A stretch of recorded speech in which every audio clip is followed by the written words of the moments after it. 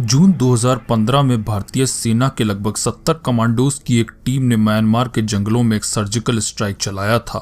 40 minute के इस operation ने 38 खूंखार नागा आतंकवादियों को मार गिराया और 7 को घायल छोड़ा था। स्ट्राइक की यह योजना जून 4, 2015 के नागा आतंकवादियों के द्वारा मणिपुर के चंद्रेल क्षेत्र में 18 सैनिकों को घात लगाकर मार दिए जाने के कुछ ही घंटों के बाद बनाई गई थी। मई 2011 में यूएस स्पेशल फोर्सेस ने एबटाबाद पाकिस्तान में आईएसआई के एक सेफ हाउस पर आक्रमण किया, जहां ओसामा बिन लादेन छुपा हुआ था और आक्रमण में उसे मार डाला।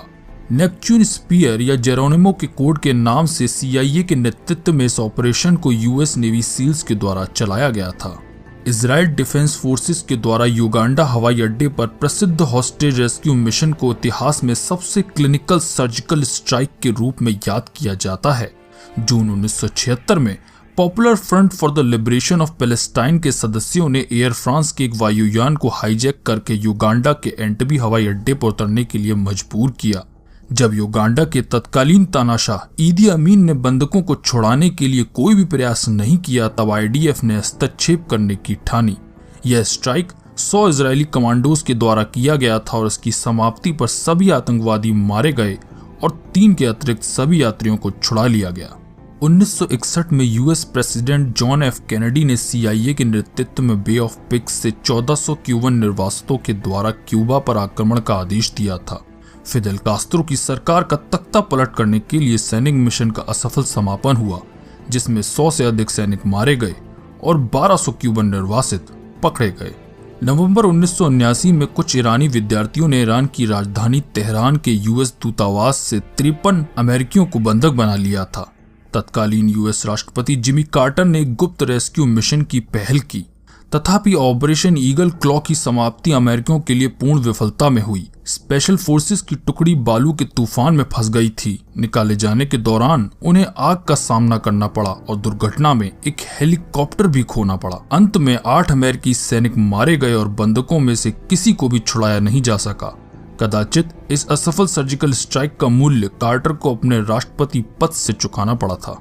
1989 में यूएस ने पनामा के तानाशाह मैनुएल नोरिएगा को पकड़ने के लिए एक स्पेशल मिशन की पहल की, जिसकी पराकाष्ठा एक नाटकीय अंत में हुई।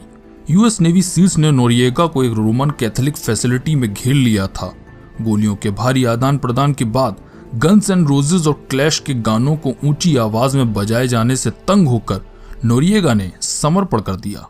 1993 में यूएस स्पेशल फोर्सेस का सोमाली वॉरलॉर्ड मोहम्मद फराह एदीद को बंदी बनाने के लिए मिशन पूरी तरह से विफल हो गया था, जब 2 यूएस ब्लैक हॉक हेलीकॉप्टर मार गिराए गए थे। इसमें 18 अमेरिकी सैनिक मारे गए तथा 70 से अधिक घायल हुए और एदीद को भाग निकलने का अवसर मिल गया।